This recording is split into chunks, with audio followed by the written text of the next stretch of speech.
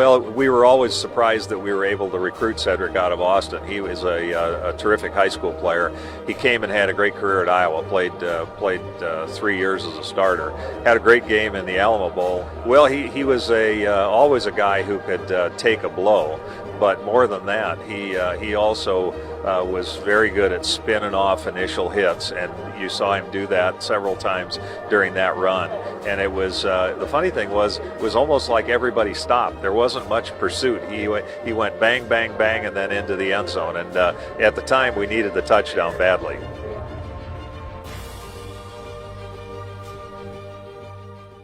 Stop with a draw. Got penetration. Couple arm tackles missing. And not a hold. Not even with the last one down to the string. 220 pounds. Comes up, makes the cut in the hole. Some tackle. Missed.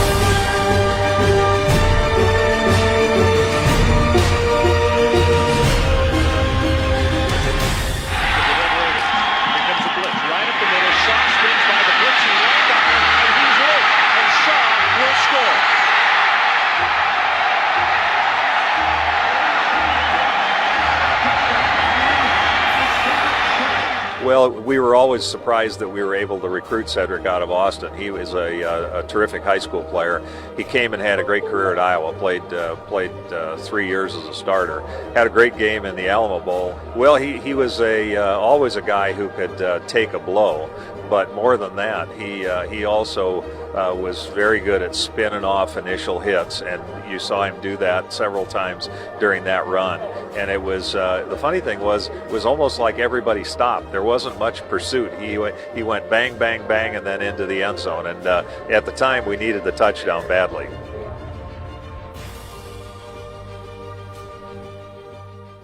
Stop with a draw. Got penetration. Couple arm tackles missing. And not a hold. Not even with the last one down to the string. 220 pounds. Comes up, makes the cut in the hole. Some tackle. Missed.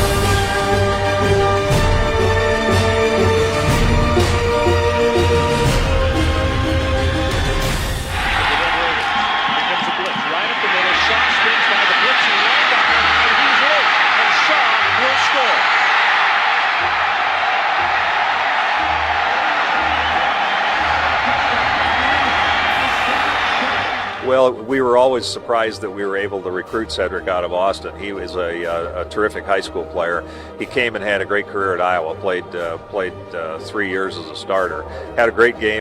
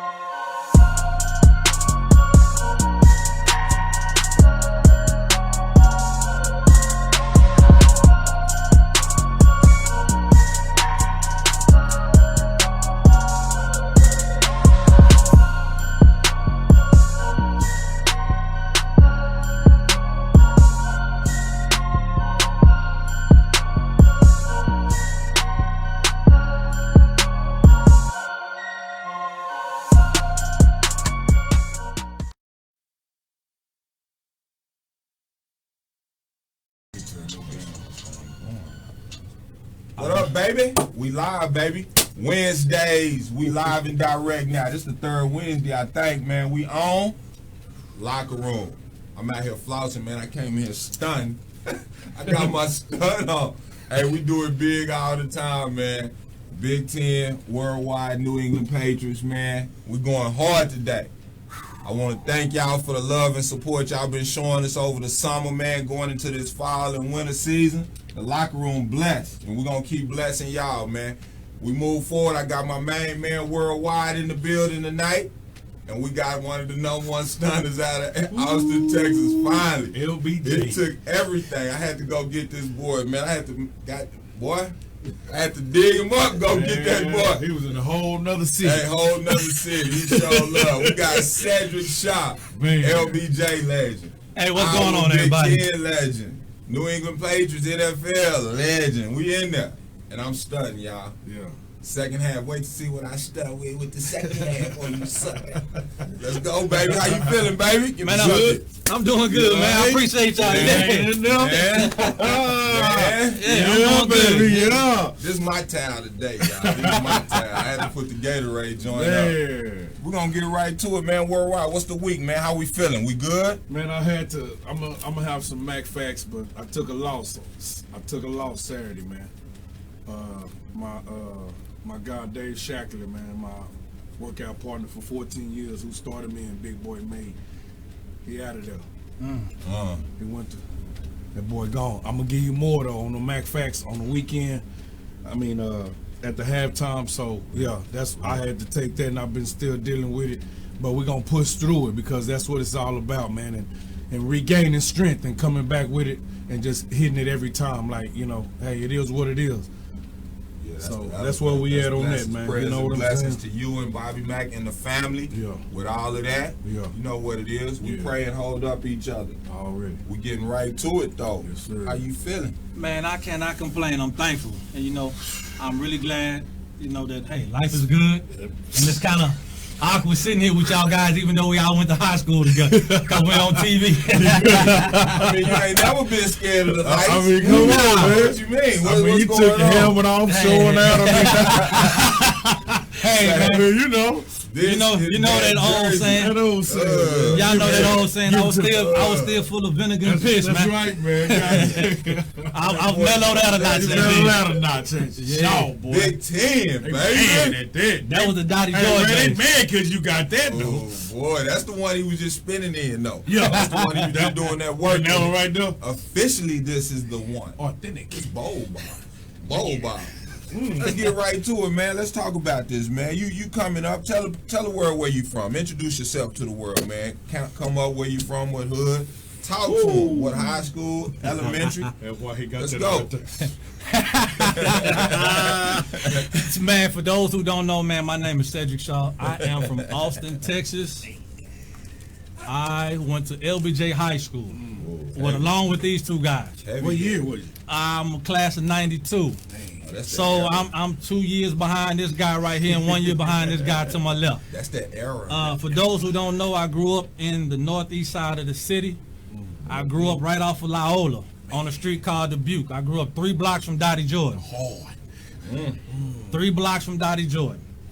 So I am from that area, and my What elementary family. did you go to? Wayne Elementary. When elementary. Right up road. Yeah. From where you? Yeah. Wayne Elementary to J.E. Pierce, which no longer exists. They changed the name. Yes, sir. They did, sir. Salamines, all girls school now. Yeah, so and my family is originally from the east side, Man, that's what I'm talking about. on my mother's side, and my father is from Maynard, Texas. Shout out to your mama. He got one of them mamas Shout that out, would be man. the loudest at the game. Man. So y'all know. One of them Jaguar parents that was thoroughly involved. Man. Hit us again. Thoroughly. Another one of you Jaguar parents that was thoroughly involved. So when you see the success of this, it ain't just because of him. He had real support systems. The community. Shout out to moms. Love and blessings. Yeah. Love and blessings. So let's get to this, man, with this sports thing, man. So, what make you Sedrick Shaw, though? I mean, What is Sid Shaw? When we think Sid Shaw, we think high school. Me, I think high school I seen you run track. I seen the transformation. Yeah. I seen you run in the big house. It ain't too many people that can say they put up numbers. Did you ever have 100 yards in the big house in Ann Arbor? Pretty much. pretty much. And that's rare to do. Yeah. So tell me, what's behind this Sedrick Shaw? What drove your passion at a young age for this football game, brother? Man, you know what? To be very honest with y'all, man, it all started, man, I was what? To be honest, the only people heard this story, probably a few people. I was 6 years old, watching the football game, and I looked at my mother, and I told my mother that's what I wanted to do. Man, I told her at 6, that's what I wanted to do. straight up. Didn't know how I was going to do it, didn't know what it was going to take to get there, but something about it identified with me on the inside, and after that, I just started chasing my dream. And along the way, seeing my mother had to work 2 and 3 jobs to try to take care of us was my motivating factor, along with everything that I saw growing up in my neighborhood and in my environment. That's what's up. That's major. That That's is major. really But, major, but you touched on it right there. Speaking it into existence. And B Mac love to talk about words and spells. We got episodes on that. You know what I'm real. saying? Talk to him about them spells and them words, B Mac. Let them know how you feel about speaking it into existence. Well, I mean, as you can see, you didn't know already that you were saying affirmations. You didn't know it. Nah. And it's blown up now in the world with certain people. Everybody don't do them. I try to tell people to start your morning off with affirmations. I am that. I am that. I am that. You lived it and was going through it and didn't even see it. Nah. You see what I mean? But affirmations is something that you keep saying and you believe in it, then it start happening. You got You feel what I mean? Though? You So gotta that's see it what in your mind. Right. And the vision, what you saw was my mama working like this. I'm doing it like this. You didn't want that. All you want to do is take care of her and give her back what she gave you. There it is. 10 times 4. Fair exchange. So what was your household like coming up with? Did you have your dad in your life? Talk about all, let me know about that. To be honest, straight up out the muscle, let's be real. I saw my mother work hard. I saw my aunt Willie Mae work hard. I saw my aunts. My father's a good dude, Yeah. but my parents got a divorce when I was 3. Right. Okay. So It happens. I grew up pretty much like everybody else grew up, Yeah. to everybody's surprise. Because people see you come to school and they see you think you have this and you have that. So Yeah. people think that, oh, by some chance you better off than they are. Right. But what most people don't know, going into my last 2 years of high school, to be honest, Yeah. let's see, it's my grandfather, my grandmother, my mother, my aunt. That's 4, right? Right. That's me, that's 5, and 2 of my cousins in a 2-bedroom, 1-bathroom house.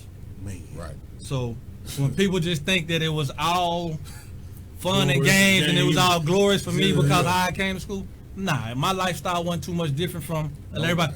Nobody. From nobody else. Nobody In else. some situations, it might not have been as bad as others, but it wasn't as good as everybody else. Right.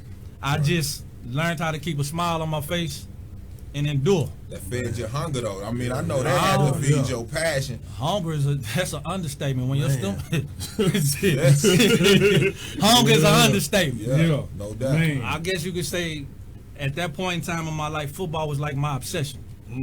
It's not like it's not a sleep. At what point, though, did it become your obsession? What grade would you say when you really vision you becoming the Sedrick Shaw I know and love to this day? You know what? The player I became, I wasn't necessarily. I was chasing after my dream. So as far as like thinking about what kind of player I was You gonna was be, just- I wasn't thinking about that. All I was thinking about was getting to where I was trying to go, doing whatever it's gonna take for me to get there. Man. And growing up in the neighborhood that I grew up in, you could take a penny and throw it and find an athlete. So no matter how good you were, you never got to the point where you was full of yourself because it was somebody in your Down the neighborhood street that that was was just as colder good than you. Yeah, Well, man. or possibly Younger or better, older, younger. man. So you were always competing. Always. You were always competing. It didn't matter if it was marbles, Yeah. if it was talking smack. Yeah. It was a competition. You wanted to either be the best or amongst the best. Right. I grew up with a man. Let's see. When I grew up at going to Dottie Jordan Park, the older guys, you had Leland McCall, you had Ben Pittman, you had Will. Wilty legend. Yes. Official point guard. Oh, my God. Like, You had Wilty, Shan- you had- He's still going, and he older than me right now, bro. Balling. Still running the hill out fast, Man. faster than the youngsters right now. You I'm had telling you had Yes. old school Shannon shooting the jumper from Yes. anywhere on the park. Yes, yes. You had Ron Jones, which everybody knows as Bubba. Gary Big Whitley. brother. You know, you had Reggie coming to the park. You had Bobby.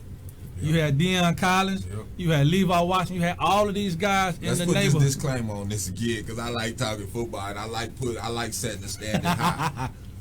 We win a state championship if Bobby Mack don't get hurt. Just so y'all know who I'm sitting with in the caliber. And Sid played on the team with him. I was 2 years behind them. If Bobby Mack don't get hurt, we win state. I'm gonna let y'all know. I don't disagree with that statement. I don't disagree with that Nobody statement. that know what it is really know. You can't disagree with that statement. That is probably that team. That 1990, Is the best that 19 team team is probably the best team that I personally saw with my own two eyes. DJ Grant and them had a good team in like the early 2000s. And Mike Sweeney and them had a team back in the game that could almost compare. Yeah. But I ain't never seen an LBJ football team compared to that team right there. Not as far as from talent. top to bottom. Not as far as talent level. No, I would not agree with top them. to bottom, yeah. But as far as success, a couple years ago when they made it to like 2 rounds before the Yeah, state championship, that was big. you can't discredit them young guys. They did well. They did well. Yeah. But when as you a speak, top- if you looking look at overall talent, if you're looking at overall talent, I don't know if there was ever a team at that point in time that you will ever see like that one. man, I could start naming names. There's bro. a lot of names on the team. Man, from your class, 3 years, Yeah, man. man, That's 3 years. solid. And I know easily in football we got easy 10 to 15 D1 cats. This in the early 90s. Yeah, man. 10 to 15 easily. It's- Went to high caliber school. High I wish caliber. we could have went to Yeah. the HBCU. Yeah, You yeah, know, the game changed. you know what I Looking mean? back, It would've looking been back, good. you know, We didn't understand. Yeah. It was what in the class of 90s Big, is we probably gonna hit on that. Man. We gonna hit on that. what in the class of 90s probably 4 or 5 guys that's legit D1 players. all day long. Maybe 5 or 6. Shit, matter of fact, shout out, I get right to it. Shout out Sean Mitchell. Sean Mitchell, this was the motivation for you right there. Sean Mitchell. Talking all See, there y'all go. Talking all that smack. Because we got to talk about the eras. Because you have to. Bobby McNair was before me. Right. Then it was me. Yep. Then it was y'all. And then it was Sean Mitchell now. Yeah. So we And got to you talk know about what, that but- era. It was classic. Sean Mitchell gas came from him. That's what You he gotta said. understand that Yes. though, man. Like, I gotta run after this kid. Ray Jackson, not this Ray No, Jackson. This is Junior. What we looking like on time? What we looking like on time, man? Because man. 2 minutes. Hey, the second quarter, we paying homage. Straight That's what homage. it is, homage. We're going straight homage, though. But before we get to homage, I want to talk about the early years real quick. What Little League team did you play for? Where did you play? The first That's Little what I League wanna team talk that about, I the started early playing. game. The first Little League team that I played for was at Givens Park. I played for the Warriors. Okay. Coach Leon Smith, who's now deceased. Man. Okay. I played for the Yes. Warriors. Leon Smith at Givens Park. Y'all wasn't nice, though. Y'all was getting cracked. Who ran that league, though? At that time, the Red Devils was the best team. Red Devils is legendary. In The Red Devils in our Austin, division. Texas, in the state of Texas, really. Yeah. It was the Red Devils. They like the Steelers on there. You know what I mean? No doubt. You had to go through them. It was at the Red Devils at that time. Yeah. And then after I played for the Warriors, Shout out James Howard. That's Unc. I love yeah. you, Unc. Then I ended up playing for the Leopards with Clifford Bowser. Yeah. And then I played for one of the most famous Little League organizations in all of Austin. I played for the Cougars. Okay. Man. Shout out Cougars. I played for the Cougars. That's that man. burgundy and gold, huh? Man. Y'all look like USC Trojans back in the gap. I played for the Cougars. I like that. Yeah. USC Trojans. That's what I like right there. Uppercut. Yes. Yes. Nothing but the bull ring every day. Yeah, that's what it was, boy. The bull ring. That's two different types of. Man, but that's that era, dog. So how did that develop you, though? How was your Little League experience? Did that prepare you for what was happening at LBJ? You didn't even really for that know era? your talent, right? So looking back now, honestly, yes, but but knowing it at the time, nah, because the level of competition, nobody wanting to be outdone, nobody wanting to say somebody was better than them. That was every day at practice. Like we were the best of friends, but when it came time to practice, it wasn't no friends. Right. We were going at each other's head. That's just how it was. We didn't laugh and giggle until after practice. Right. We might try to fight each other during practice and all that. It was whatever went. It didn't matter if you was on the offense or the defense. We would go at each other. Right. It was Man. It was a war. It was a war. It was a It was war. war. And that was LBJ. That was competition from top to bottom, man. You know, when you came in that building, you had to be dressed right. You had to be able to read and write. Yeah.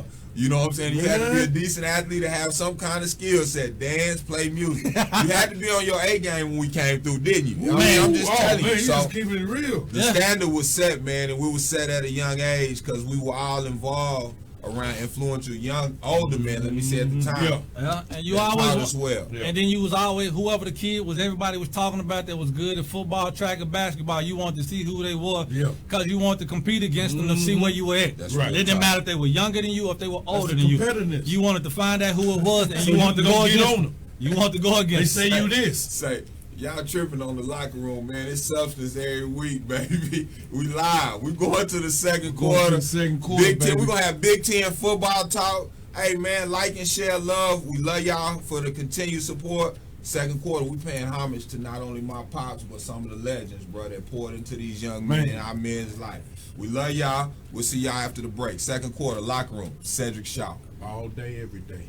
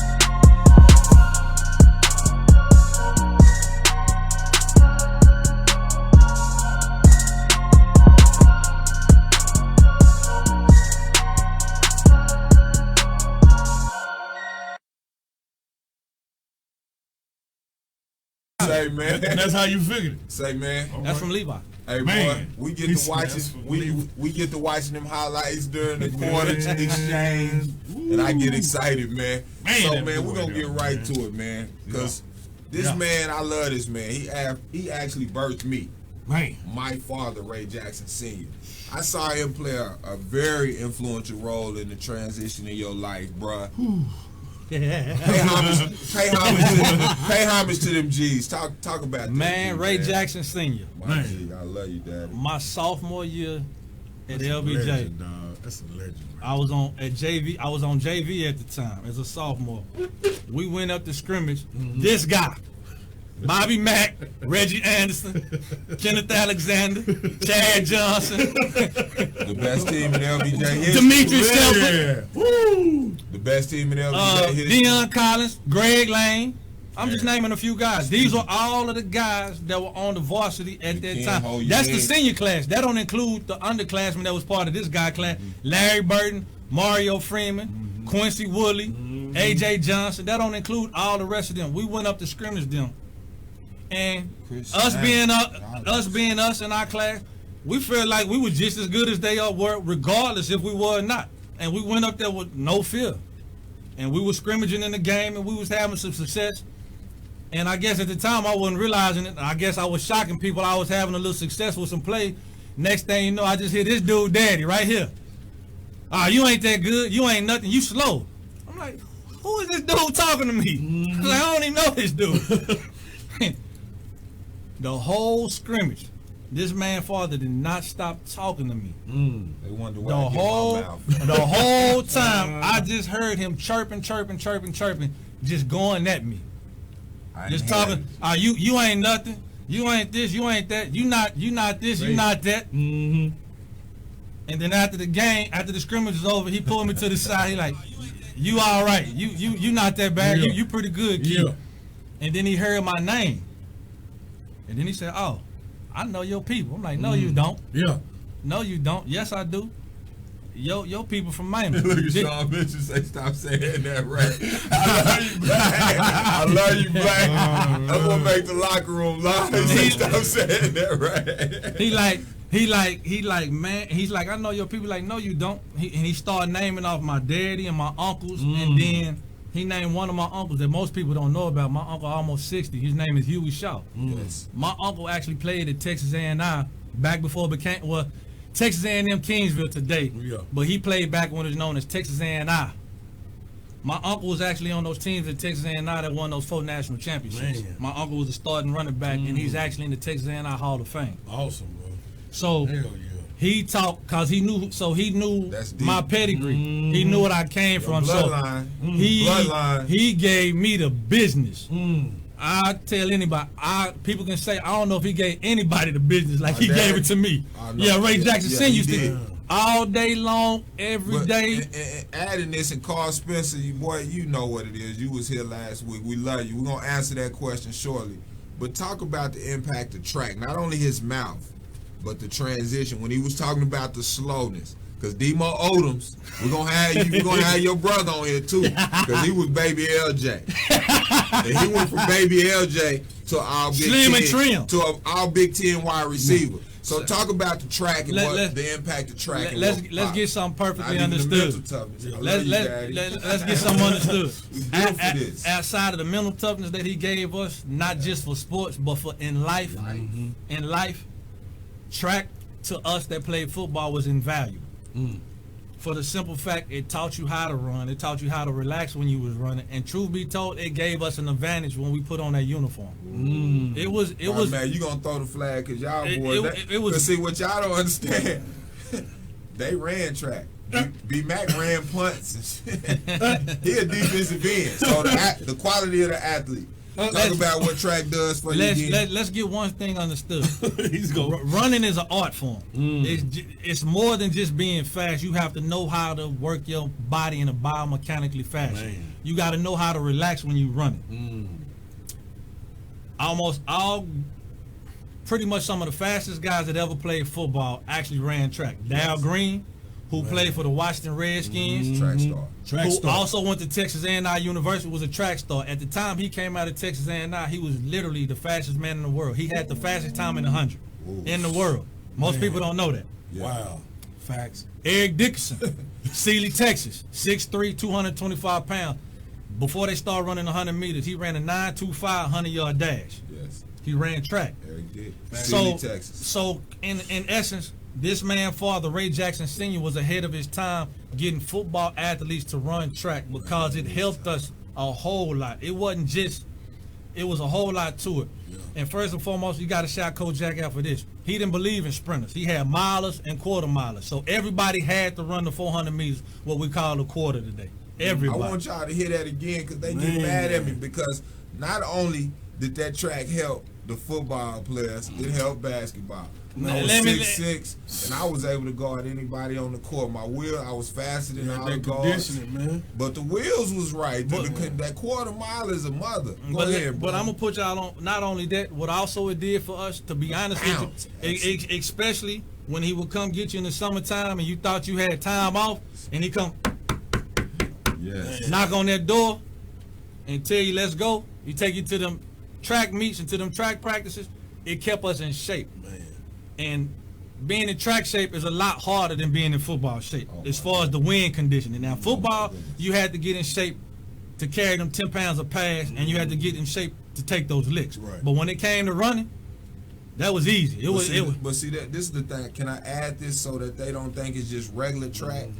Yeah, we was as a track team then. We were competing for state championships. Yeah, we weren't just year like after year. district championship or just run Who track. was to best win locally? state. We were some of the best times nationally in all of that. You know what I'm saying? We competed nationally all them years. Go ahead. To give bro. your dad credit, let's get something understood. Track Coach Ray Jackson Sr. Man, track did live, not yeah. believe in running against Austin schools. Coach Jackson took us to Dallas, where we ran against Dallas South Oak Cliff, Dallas Carter, Dallas Hillcrest. We ran against some of the best athletes in the state of Texas. He took us to Houston to take us to the TSU relays. He took us to go run against some of the best athletes. This is before it was popular. This is before everybody was doing it and everybody wanted to do. We was doing this way back in the early 90s, late 80s. This was our regular track meet. We didn't really run in Austin until the Texas relays and into the local track meets. Before then, we were always going out of town to run against and compete against the best. When we would go get the newspaper to look at the times, no disrespect, we didn't look at the Austin schools. We was looking at Dallas first, then we looked at Houston. I told you This is just the it's truth. Something about Dallas sports. That's why he Another take his level. kids. And this is to be honest with you. At one point in time, Coach Jackson, when I was in high school, he had seven guys on one track team that could run 48 or better in the open quarter. Not splits, meaning on the relay. We talking about the open quarter. And some people might say he had 7 guys that could run 47 or better. Yeah, Man. no doubt. All on one track team at one time. I'm gonna go out on a limb, and everybody gonna say different. But as far as track in the city, my daddy, Kiera, and the Austin Striders, the Ware brothers, man, they made track hot in this thing. Yes, they did. They made track a valuable piece, and they sent a lot of kids to college, got them exposure, got them all over the world. So shout out to my AAU summer track programs, man, and those that really push that track. And don't forget, we got to include one other track team that people might get mad about, but you can't discredit them, the Texas Heat. Oh yeah, no doubt. That's the up and coming. That's the next Yeah, level. you They gotta- stand you gotta- on the shoulder. Yeah. That- You got- That's you know- Ring and Levi now. I'm hoping I can special guest this young boy if he want to come on through second half. Levi Gates, Levi Gates? Levi Gates, we calling on you. Yeah. Second half, drop through, boy. Man, but yeah, your dad was a trendsetter for a lot of kids that came through LBJ, whether they played football or they ran track. Coach Jack stayed. He was like the father for a lot of us away from the home, because he stayed on everybody. He treated us all like we were his kids. Yes. He did not spare none of us. Nope. Trust me. That's why I have brothers, though. Yeah. That's what we get back to, man. Trust me. He let us all have it. But talk about that being, I But I love miss Big him, B. though, man. I Big- miss Jake. Talk about the influence of having a male, a strong male figure in the community that we can lean on. I mean, and you look up got to to. understand something, man, and that could be some of our issues that we have to the day, because the influence started to turn to like, oh, he do that, then I'm gonna do that.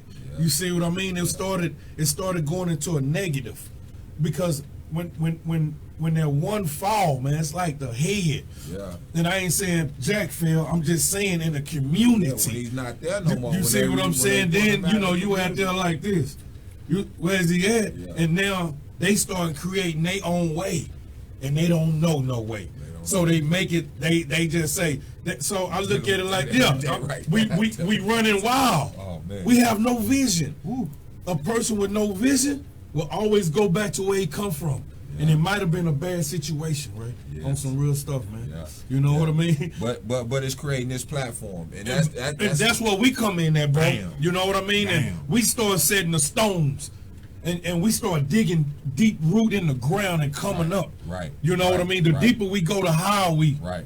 You know what I'm saying? Yes. But we gotta dig deep. We gotta hurt. You know what I'm Get saying? deep and low. Yeah. Hey, Get deep and Yeah. low. That's what it is. That's one thing that we learned in your dad track practices. See, a lot of people said they wanted to run for your father, but after they would come out there for that first Monday workout, it hurt. It's a lot of people that didn't come back. On the Monday, it was a 695. No, I'm wrong. It was a 660, 2 495s, and 2 330s. That was the Monday workout. Man. That wasn't no sprints. That was the workout. They don't. And he had set they times don't that you had to make They it in. had time. No, look, I tried to make the kids do that a couple years ago. Them niggas damn near quit on me, man. I believe it. They No more. They thought it was a fake workout. No, that's a real workout. It was a 660. And it's time. And it's time. And you only had a certain amount of time in between to get your breath, to recuperate, to run again. But see, that was once we started getting into track season. Those were the workouts. Right. Out of season track workout was what we call a 3.5 mile jog that had with the jag or without the jag, would had the jag, which was time. But that got to the point to where it was easy. Yes. But we did that. and then the second easy workout was when we had to jog from the school to Old Manor Road, the Big Hill, the Big Hill. But the dreaded workout that most people forget about, Purple Sage, the little hill. That was time. See, At the bottom, it's a lot of people that threw up and puked off of that one. Yeah, they did. It's a lot of people that quit running track after that. We was always in hoop season. Yeah, they gut on that court during that When you time, on that little hill, it was up, down, then up, Yeah. and that was one. Yeah. And it was time, and you had to make it in a certain time. Yeah. And Coach Jack was strategic. He would have certain groups. He would put the best athletes. Then he felt like if somebody was on the brink, he was a mastermind. Yeah. He would put you up a group to make you have to run harder. Yes. The challenge. To challenge you, to make you have to compete. Man. He was a mastermind. He knew exactly what to say to each player that came every year that would motivate you. He took different things. For some, he took another. He was the fuel for Sean Mitchell and yo, man, he was the key with all of that. You know. He knew how to motivate Greg. set. He knew how to motivate Kenneth. He knew how to motivate Kendall Tolliver, who people don't always mention and forget about. He knew how to motivate. He knew what it took to get everybody to push. Kendall He knew it was Tolliver. different people. Different breed. Kendall Tolliver, that boy was a stepper. And people don't He was understand. our Reggie Bush in a way. Man, he no don't- doubt. for Early real. in the game. Right? Yeah. I mean, we gonna give him that. All around. Right. All around. Yeah. Shout out man. Kendall Tolliver, boy. Shout out. He's still walking around looking like he 18 too. Yeah, man. We love you, Yeah, boy. me too. Go ahead. People forget. But yeah, man, that was it. Coach Man. Jack was influential to all of us, man. I mean, like, let's see, from He my was our class, rock, man. Demo ran track. Terry Gregg say 3.5 with the J. Don't nobody really understand that Come on, terminology unless you Unless you heard ran it. Yes. Now, people don't understand. From my class, Demo ran track, Kendall ran track, I ran track. Demo was a fat boy at the time before he Demo got was a into little the- out of shape He was a little chubby. until he started getting over the Coach Jack. You know, a lot of us was just pure raw talent until we started learning. Let me say this. I know they probably say I'm getting ahead of myself, but let me understand something. You can be a great athlete, but not a skilled player. There's two different things. A great athlete means just the God-given talent that you were born with. Being a skilled player means you work at your craft. You polish your skill set. It's a difference. Go there again. Let me tell him that again. You ain't One more ahead of again. yourself. Yeah. Because we One will more repeat again, that. dog. Go ahead. Talk to him about the skill set. Two different things. Skill. Being a gifted athlete means just the God-given talent you were born with. Being able to run, being able to jump, being able to change direction. Nobody can teach you that. Nobody can give you that. That's just something you born with. Man. But being a great jump shooter, being a great receiver, being a great blocker, being able to read a defense as a running back, being able to understand the quarterback is taking a 5-step drop, and at the end of that 5-step drop, he's not throwing no more than a 10 to 15 yard pass.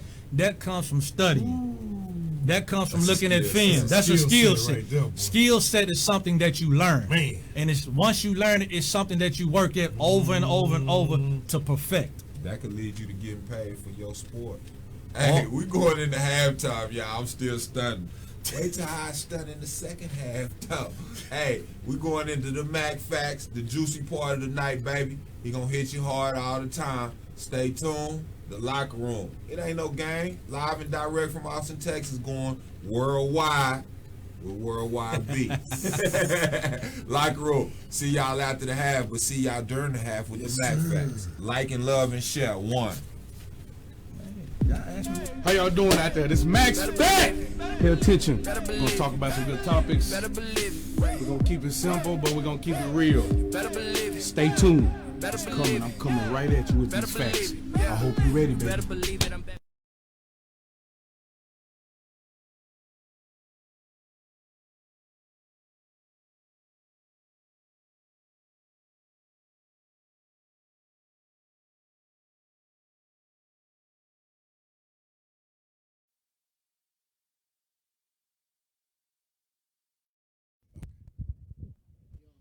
What's going on, everybody? B Mac with the Mac Facts, baby. Here we go, man. It was like I was saying at the beginning of the show, man. I lost a very, very, very close friend. He started me with Big Boy Made, and he was my workout partner for 14 years. He the one that got my strength. He helped me get my strength where I was at. He motivated me every time I came into the gym, and he was a big part of my life and my family and my son and all of that. He changed the industry in bodybuilding. So this is a whole nother community, what I'm talking about. But I'm just trying to give y'all a little bit of who started the brand and who helped me design it. Because, you know, he was like, man, they used to call us salt and pepper, and that's just what it was because we were so close. He went to Dallas, Houston. We went to all the shows together, and he's the one, if you ever see the videos that I share on Facebook and Instagram, he the big German. He the big German guy. He's strong. He was a monster, man. He passed away Saturday in Vegas, and I just want to give a mass shout out because he left a 19-year-old daughter, and she's hurt right now, man. And I ain't asking for nothing. I'm just throwing that out there. And so what I'm saying is this, man. He put his life out there for a lot of people, and he helped so many people. And it's like I say, everybody shook. But I'm just gonna give you something from Miss Nina Haywood, my grandmother who raised me. She said, baby, let me tell you something. She say, when you die, we're going to find out where we're going to bury you. If you ain't already got it listed, we're going to get funeral arrangements. We're probably going to bury you on a Saturday. We're going to put you in the ground. We're going to eat a box of chicken. Or the foods, you know, and a lot of people don't understand. They got to understand this. But Monday morning, everybody going to go back to work. The world ain't going to stop because you died. So don't be out there breaking your neck for people who really don't need your time and your love. You understand what I just said? Now, that's a fact.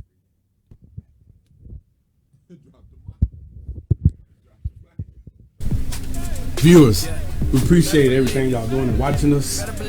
I hope you getting a lot from the Mac Facts because we're going to come at it every week with new Mac Facts. We're going to bring it to you. You're going to love it. Thank you all for coming in, but I hope you just pay attention to what we're trying to do, man. We're trying to get out here, reach the community, and get these Mac Facts. It's all about you guys. It's not about us. It's bigger than us. Mac Facts coming at you.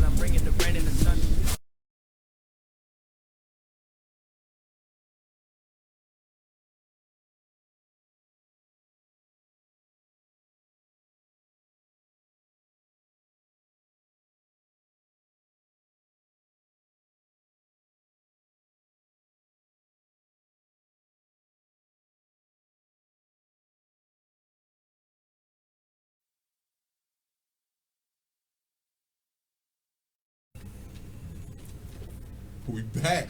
We live and direct. Make sure y'all taking notes, man. Yeah. Mac Facts real. Live and direct, baby. But we coming right back with Sedrick Shaw, baby, worldwide. The second half is even liver. Y'all know we Jaguars. We talk about this track stuff. We finish strong. Come with that question, LG. Let me know. We getting right to it. Said is getting so much love, man. Thanks for coming on the show. Like and man, share. thank y'all for having me, for real. It's an honor and a privilege. You came though. I'm just glad, man. You I'm went glad out y'all your thought way, enough. man. Glad y'all thought enough to have me on the show. Little old you, right? Little old you, right?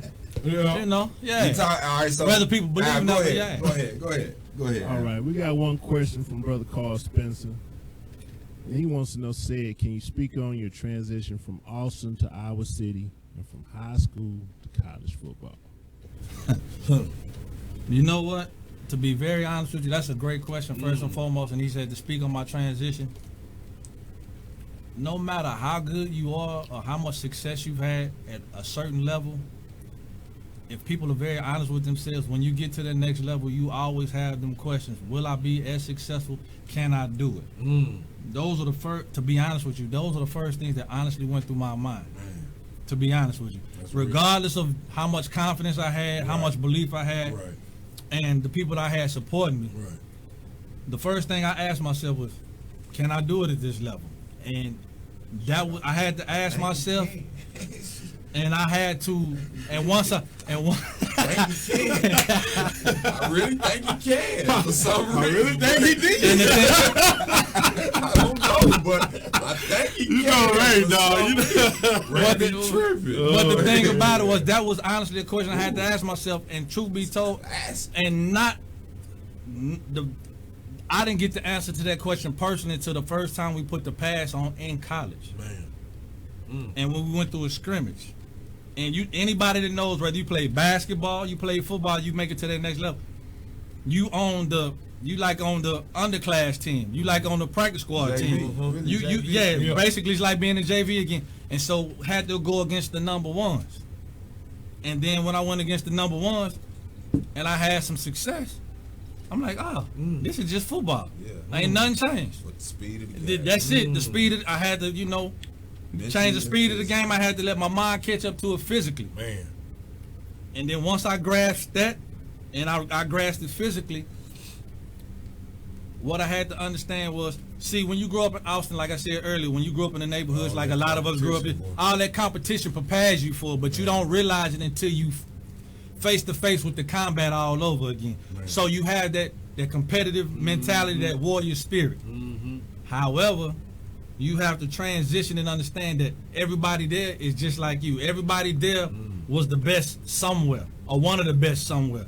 So now going from competing against maybe the best in your city, now you're going to compete against the best from every over. region, Man. from all over. You fast, they fast. Exactly. Man. You strong, they strong. They You strong. quick, they quick. Yeah. So what has to separate you is either your physical gifts, or you have to learn how to study the game. You have to become a student of the game. And 9 times out of 10, that's what separates you. Your preparation. What separates you at the college level is what you put into the game along with your physical gifts. Preparation. This Physically and mentally. This is probably gonna be ahead of the game right here. As they were saying earlier, let me tell y'all this. Your talent will take you places your character can't keep you. Hold up, hold up. Come right out of there. Had time with that. Say that again. Your talent will take you places your character can't keep you. In other words, let me put it to you like this. And I've said this at different levels of playing sports. And the guys that know me, actually, we've had extreme arguments, not even debates about me saying this comment. Growing up in Northeast Austin, growing up in Austin, period, I seen some of the most talented guys not make it out of this city. Some of the guys that I seen were just as talented as the guys that I played with in college and even beyond. However, for whatever reason, they didn't make it. And then there are some guys that make it all the way to the highest level that you can make it to off of talent, but from a social standpoint, they social skills, meaning that they don't know how to problem solve in the right manner. They don't know how to deal with the biggest part of the game. See, the biggest part of the game is not the game itself, meaning practice and playing on a Saturday or a Sunday. The biggest part of the game is the politics part, which is the part we fall behind in as a community. So therefore, when I say your talent will take you places your character can't keep you, meaning that, hey, yeah, you're a great athlete, and based off of your physical gifts, you belong here. However, your social skills, your problem-solving skills, your analytical skills, meaning people skills, exactly. Not how you talk to people, how you treat people, showing up on time, giving your best all the time. All of these things have an effect on how long you will be there. Wearing the right. How long you gonna be there? How you talk to people. So with you saying that, bro, that's great that you touch on that. That's deep, bro. That's real. So man. Facts. How would you explain the experience going from a predominantly white university coming from a black high school, predominantly black high school? How was that culture change shift for you? That was from LBJ to Iowa. That was a complete and total culture shock. Because not only did I go to a predominantly white university, I went to a predominantly white state. Yes. Flat too. I went over 1,000-something miles away from home. At that point in time, that was the furthest I'd ever been away from home. I didn't know what to expect. I didn't know what I was walking into. I had no clue, no idea. So I had to learn that there was a whole nother world outside of Northeast Austin that was completely and totally different. Man, People ask about football. Going back to this question, people asking about football. No, the biggest cultural change that I had was going from a predominantly black area and community to going from an urban community, going to a rural, predominantly white area. Not just a university, but the whole entire state. The whole state. That state is probably like 95, worked maybe in that. 98% I worked there, white. brother. And this is not to say that they're bad people, but it's different culturally. So my biggest Yes. change was having to learn how to walk in a world that I did not come from. Right. And that was the biggest change. That was the So coming from Austin, Texas, and when did this click for you? Because it didn't take long when I got to Michigan. When did you realize that it was political and that it was a lot of money in the college game as well as really late high school, college? When did it finally click that, man, this is a business. This is a business. They say it's amateur sport, but this is a business. When did that click? For me, to be honest with you, it didn't click until although I knew it, but it didn't start making complete and total sense until my junior year of college. Man.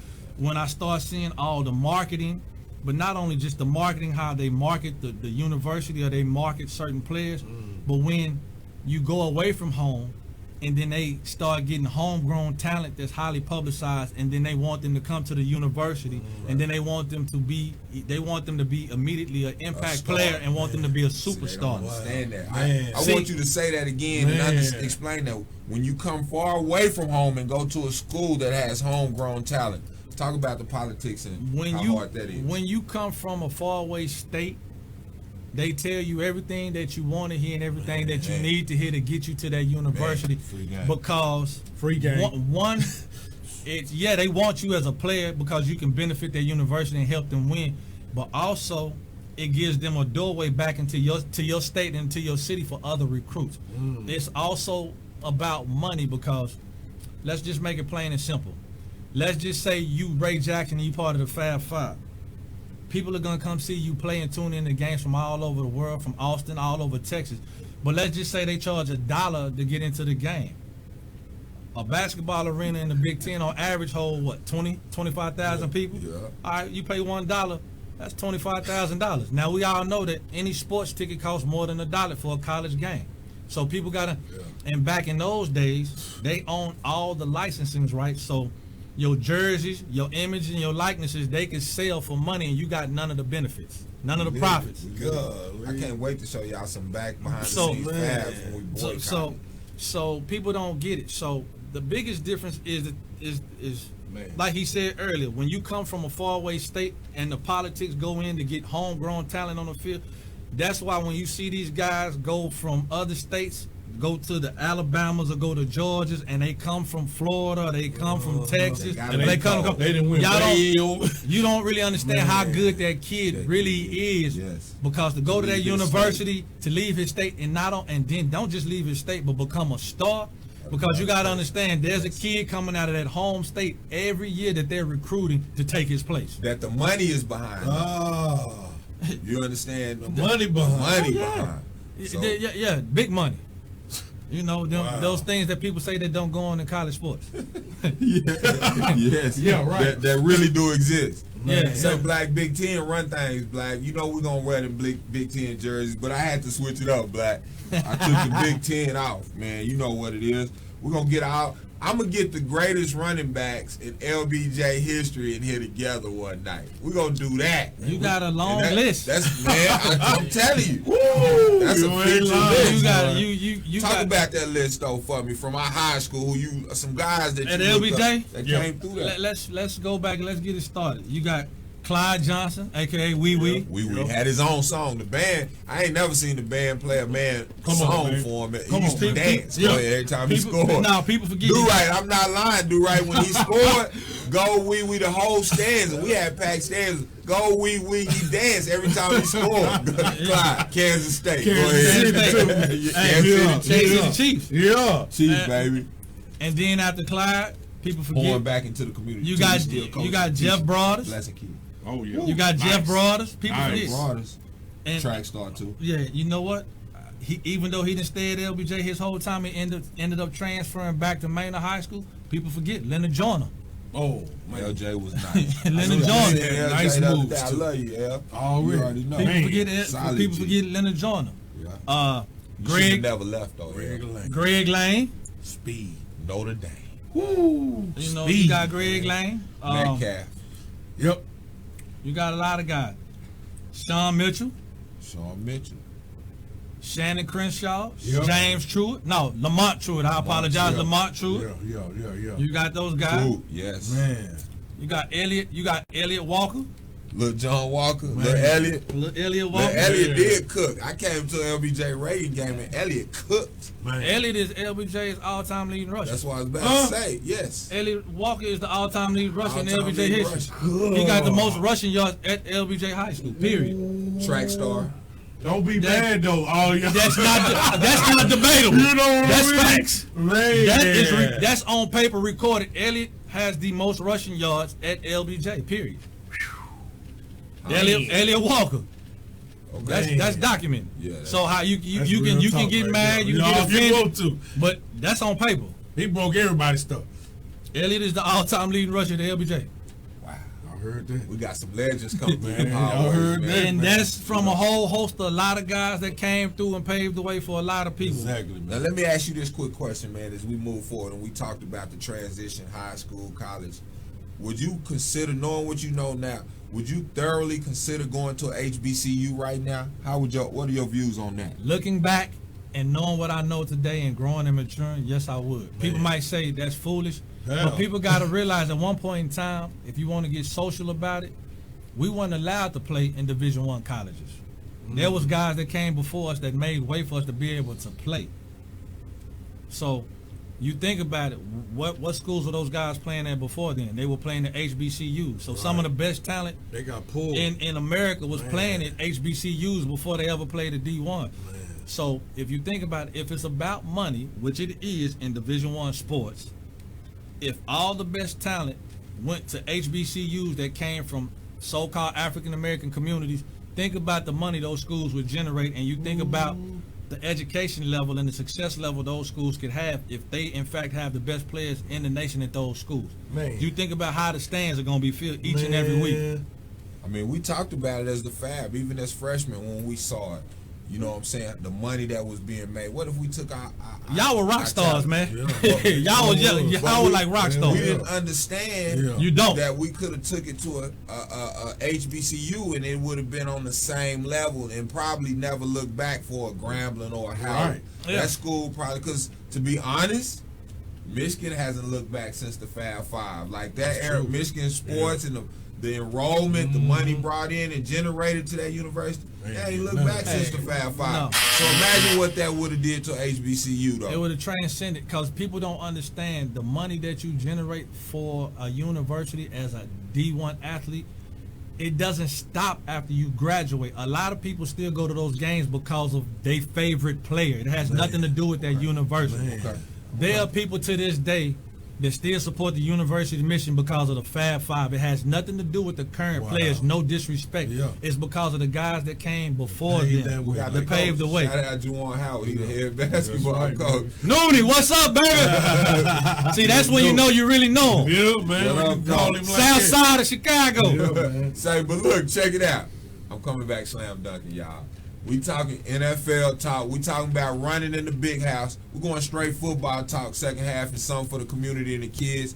Said is hands-on. So we're going to get more said in the community and touching these kids and blessing our lives. Q&A. So come with them questions. Q&A. Come with them questions. Q&A, B-Mac they want them coming. questions. Come on. Fourth quarter, locker room, worldwide B-Mac, Sedrick Shaw. We at this thing. Football talk, baby. Man, y'all got it like that. Y'all.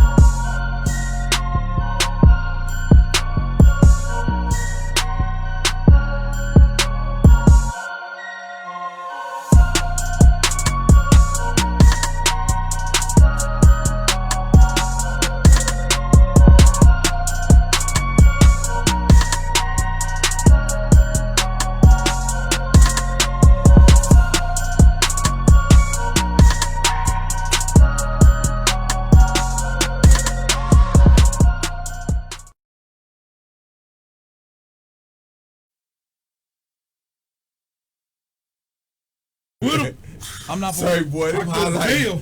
those highlights are I vicious. can watch them every day. For simple reason. I don't know nobody that got highlights Every at Penn day. State, at State Number College. 2 got used. They running at Ohio State. They in Michigan State. Be back top. Who you say? Michigan State and Green. See number 2?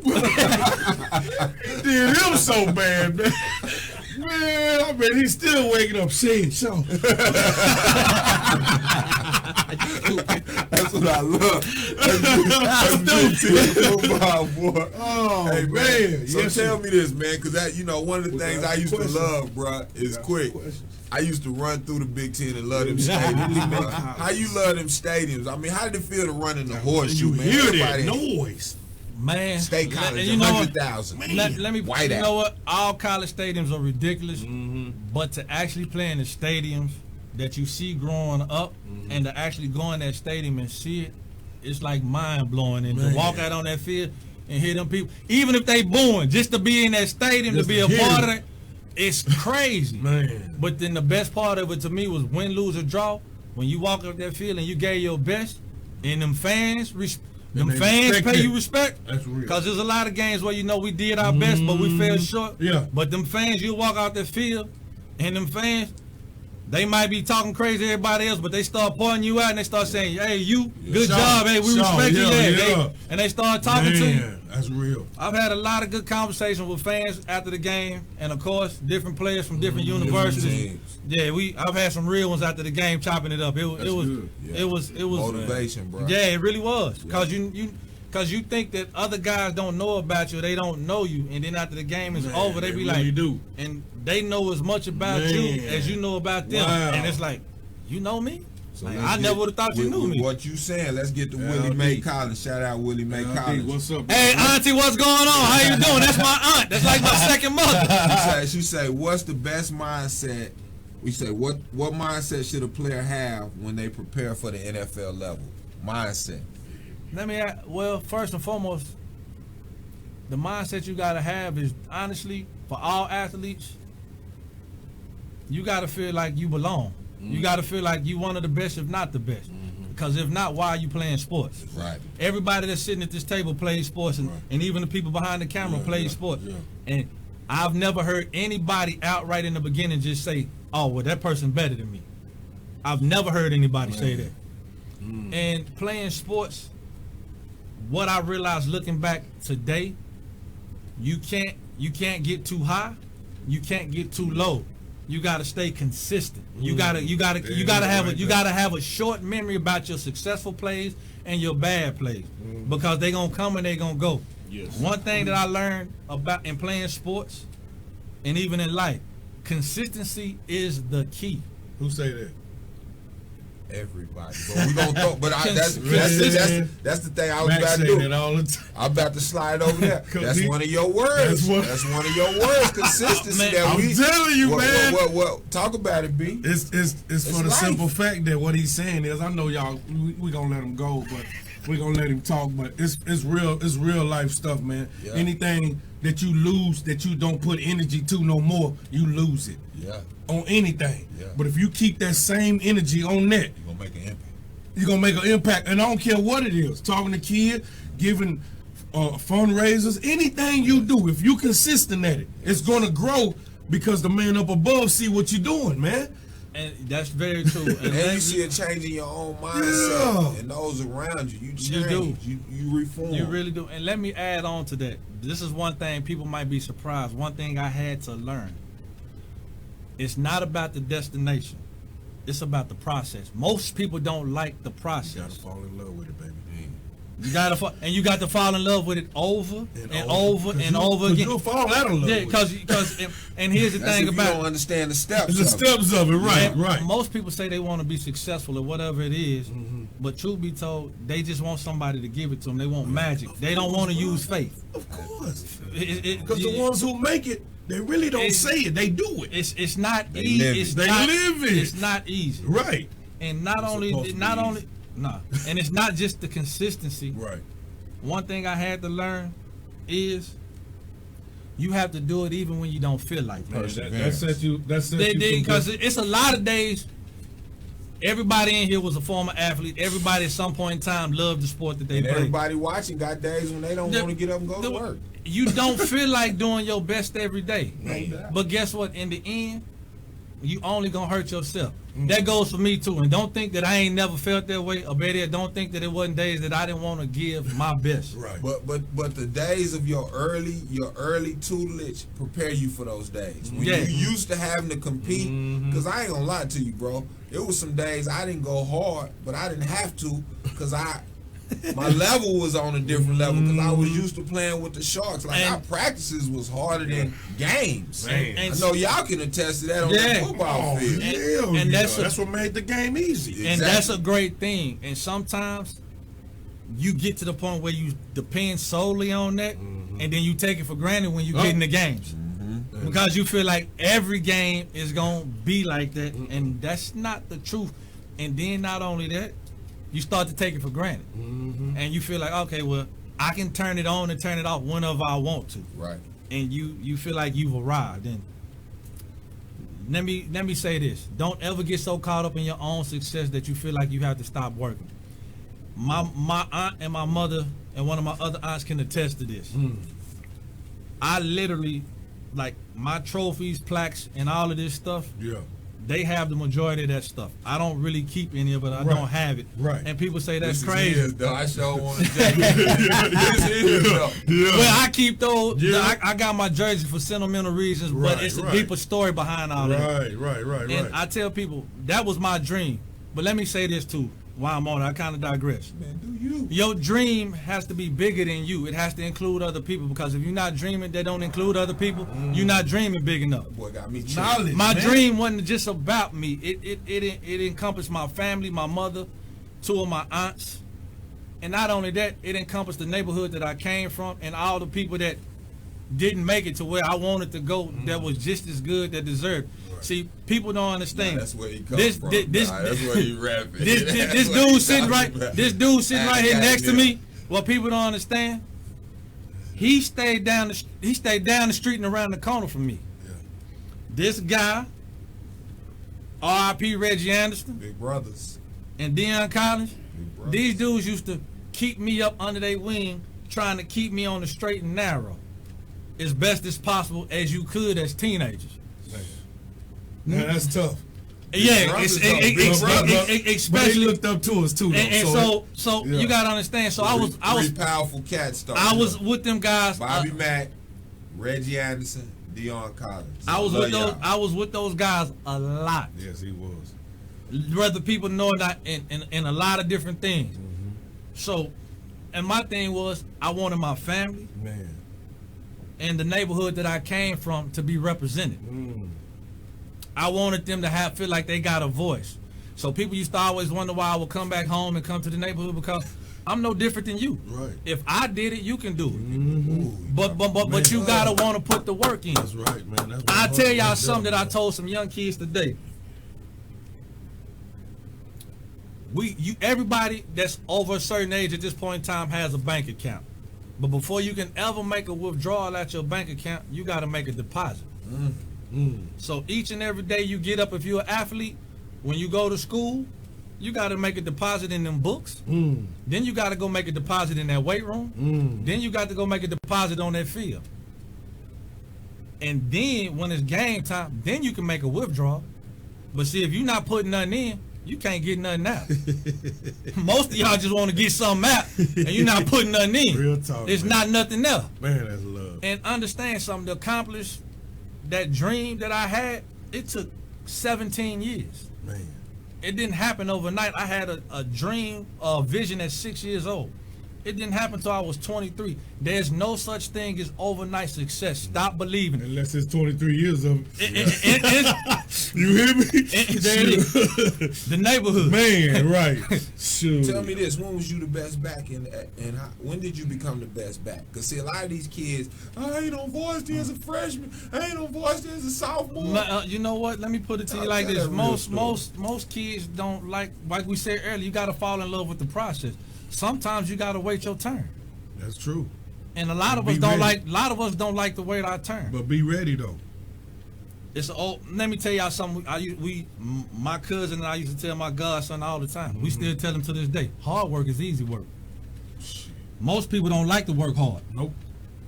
But see, the most successful people in the world, whether it's business-wise, financially, academically, sports, they put in the time and the effort. I once read a book that it said it takes 10,000 hours to master your craft. That's right. Are you willing to put in 10,000 hours or whatever it is you want to be successful at? That's damn The near man 50. said that before. That's Whether it's damn near 15 years. Didn't you tell him that before? I told him early that in the before. game? Yeah. whether you want to be a husband, a father, It a don't great matter. coach, a great basketball player, football player. How many hours again? 10,000. 10,000. And they That's go the, like that, this. that's the Yeah. I guess basically that's the norm what they Yeah. say. And throughout them 2,000 hours, you're not gonna always feel your best. You're not gonna always want to do your best. It goes back to being consistent. Uh-oh. And let me ask, and another thing I would add is this: let me see your circle. Let me see the 5 closest people to you. Ooh, if they not doing nothing. If they Drop don't the have game, this, y'all. if they don't have the same like mind that you have, how you gonna get to where it is you want to go? Your the game. circle has to have the same mindset Man. and the same desires that you have. See, some of the closest people to me didn't always tell me what I wanted to hear. Deion Not, Collins. 9 times out nine times out of 10, they told me what I needed to hear. Now, let me tell y'all And something. he was hard headed too, y'all. He was. A lot of people don't realize that. He was hard headed. That's how you know he know me. He was. Y'all gotta understand. I was very stubborn. He was very stubborn, but you know what? I got some stubborn kids too, but they listening. Yeah. They don't, you know what I mean though, but they listening Hey, because man. you know the game is what we gave you, and Yeah. you know. Tell y'all the old folks saying, you can either pay at the front door or you can pay at the back door. But either gonna way it pay go, for it. you gonna pay. Yeah. And one At costs some more than the point. other. At some point. So you choose. Yeah. Boy, that come on and drop the game. He See, came man, straight jewels in here. that's why I love having real live Yeah. cats that lived it. I got a quick question from my Yes, sir. man. Do right. He wants to talk about the pay in Cali, the new law they just passed to where the players can get paid for their image. I think they trying to do that in North Carolina too. or something. You know So- what? That's a great thing because first and foremost, let me share some game with y'all that don't know. Ray, you already know this. The NCAA is a non-profit organization. It has a 501c3 classification, which means it is a non-profit business. For those who don't understand it, that does not mean that it can't make money. What that means is that when it files its taxes, it either has to be at a zero or it has to be below a certain amount of profit, and that money has to be allocated Accounted for. in different Yes. areas. Yes. Basically, like it has to be accounted for. Yes. So you think about all of the great athletes who came before, all of the great athletes that you guys know today, and how much money they have accrued throughout the years. Let me just name some names. Some of y'all might be too young. Lawrence Taylor, Barry Sanders, Emmitt Smith, Billy Sims, Ernie Davis, Deion Jim Sanders. Brown, Deion Sanders, Prime, Dickerson. Oh. Eric Dickerson. Right. They have Marcus capitalized. Allen. Marcus Allen. They have capitalized off of all of these guys. Bo Jackson. Man. And they have capitalized off of all of these guys. The Fab Five. You can name countless basketball players. UNLV, Larry Johnson, Man. George Ackles, Shaquille O'Neal, Michael Jordan. They have capitalized off Kevin of, Durant. they have capitalized off of all these guys. They still capitalize off of them to this day. Yes. So, by the way, shout out to Ed O'Bannon. He's the reason why a lot of college cats, basketball or any other sport, where they can have this fight today about getting money to get paid, is because he sued EA Sports and he won. That's the Wow. reason why all of this is going on today. It's all because of Ed O'Bannon. There's some other guys. It's some behind other that, guys, too. but it's some other guys that He started, really- but he's the one that Ed started. stuck his neck out for Man. sure. And And Ed he was got- a kill on that court. And he got blackballed from a lot of things. Yes. Wow.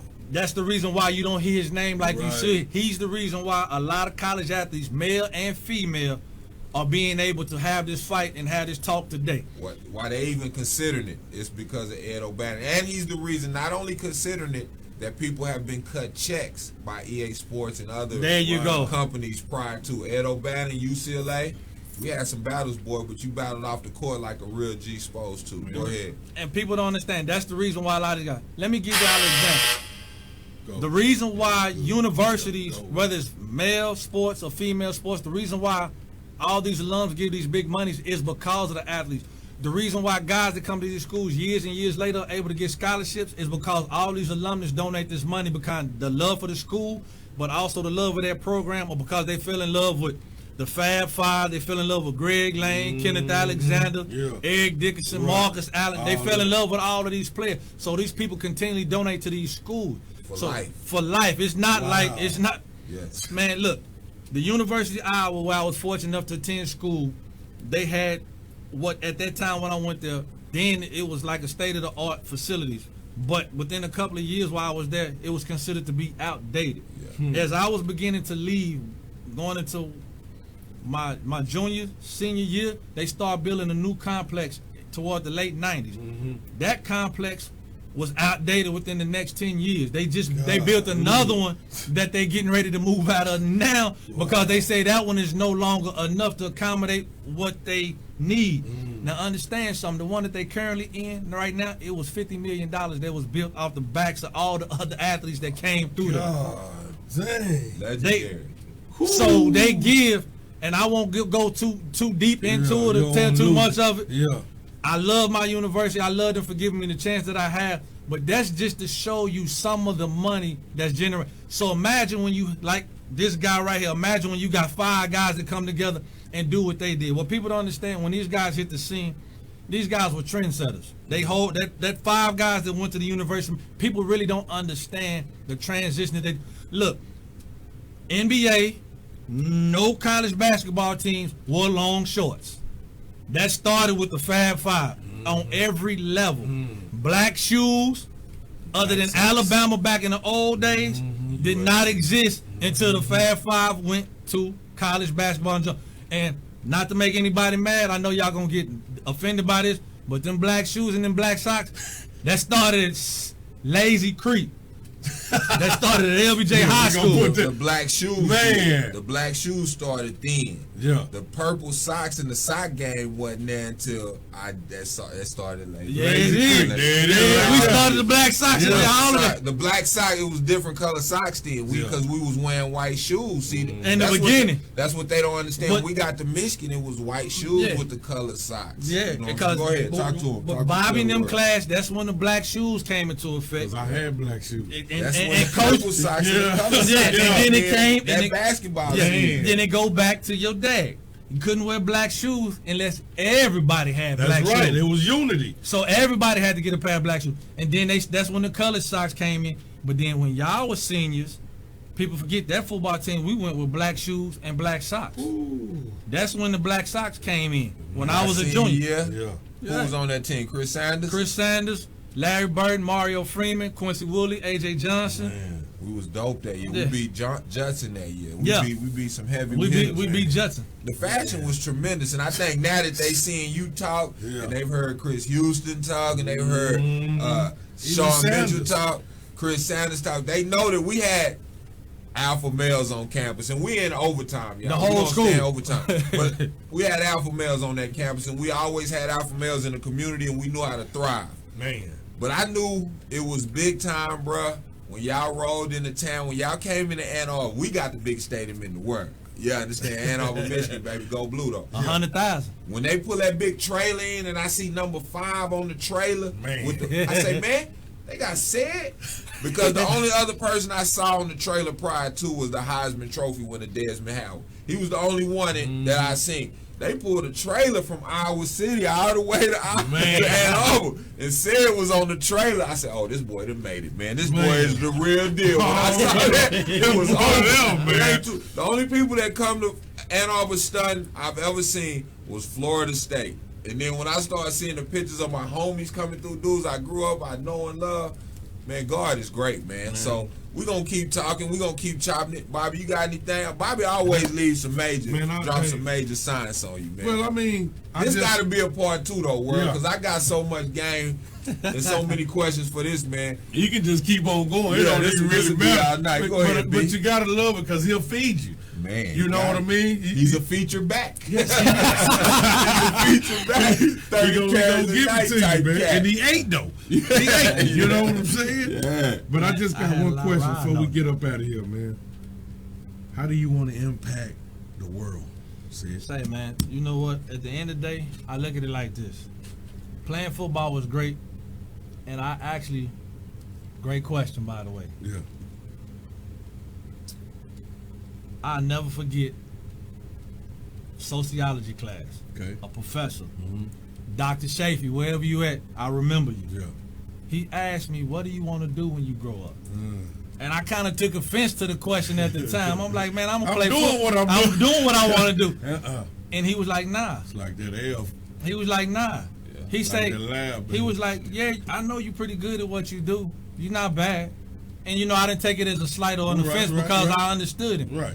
But he like, when you grow up and you get away from that, he said, because you much more than just that. Man. And he made me stop and think. Man. And I realized as I've gotten older, Ryan Terry, Reach Stretch Studios, Houston, Texas. This goes out to you.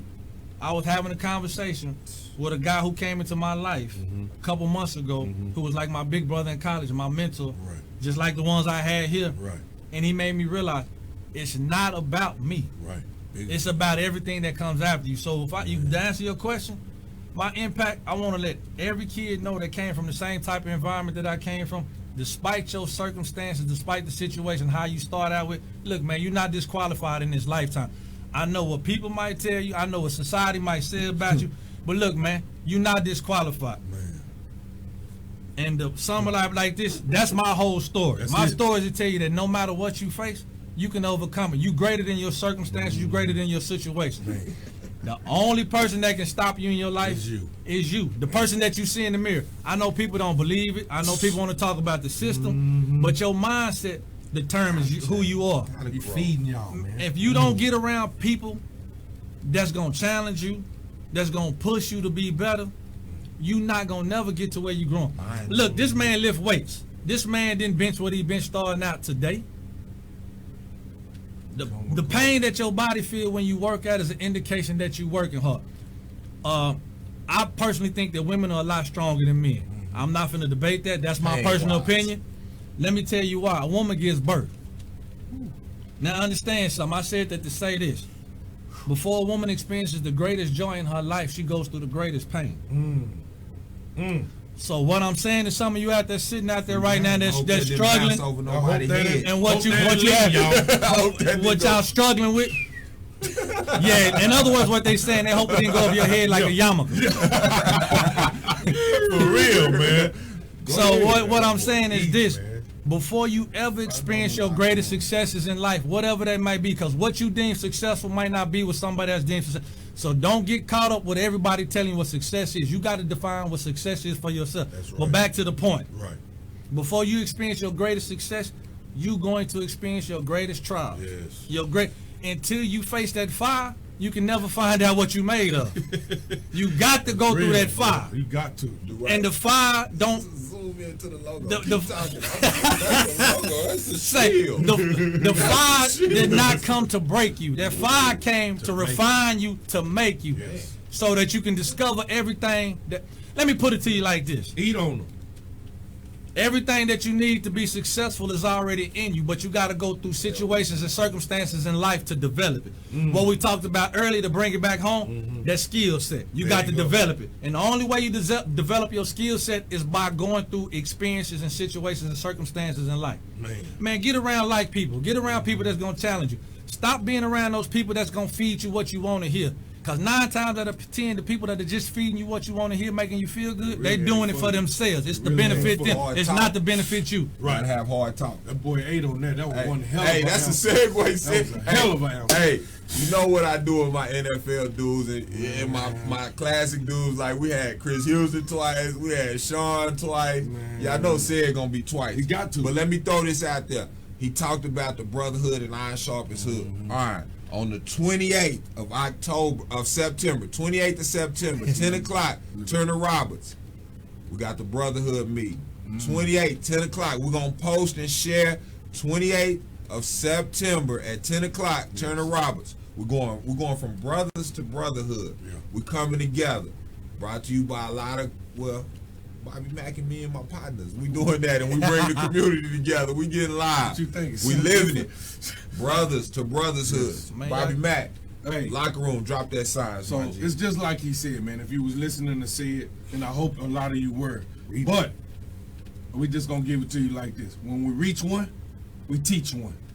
We reach many, we reach plenty, because it's not how you start, it's how you finish.